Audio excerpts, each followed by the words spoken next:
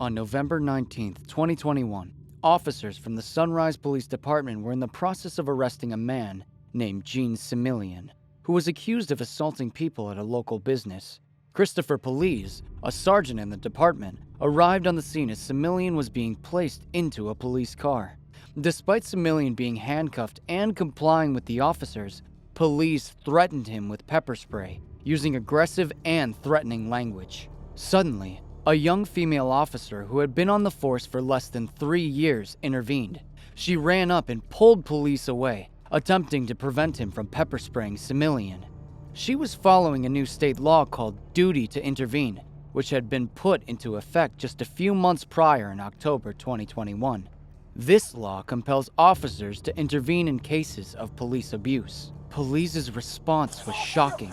He physically attacked the female officer, placing his hands on her throat and shoving her backwards.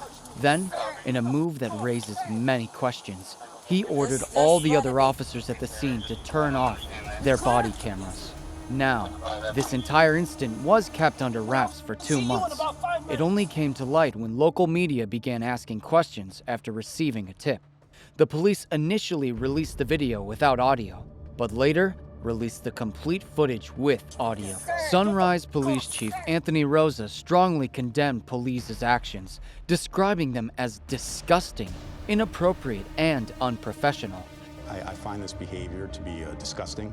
I think the video speaks for itself. Police is currently on paid administrative leave while Internal Affairs conducts its investigation. Meanwhile, Broward County's public defender, Gordon Weeks, has criticized the disparity in how officers and the public are treated in similar circumstances. He pointed out that any non-officer engaging in such conduct would be immediately arrested. This incident raises serious questions about police conduct, accountability, and the systems in place to protect both the public and fellow officers from abuse.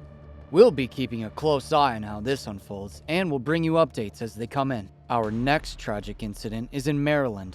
A man embarked on a dangerous path of lawlessness, impersonating a police officer with alarming heroism. The impersonator's actions weren't limited to simply donning a uniform.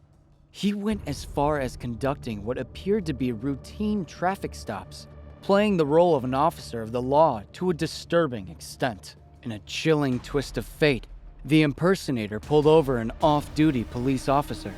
Unaware of the impersonator's true identity, the off-duty officer complied with the stop, as would any law-abiding citizen. This encounter, which began as a seemingly mundane interaction, soon escalated into a deadly confrontation.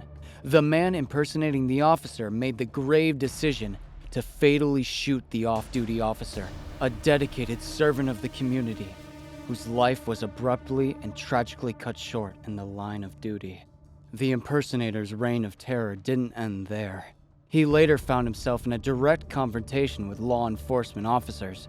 This confrontation escalated into a shootout, during which the impersonator was killed, ending his wave of violence. The consequences of this horrific incident have sent shockwaves through the community and beyond.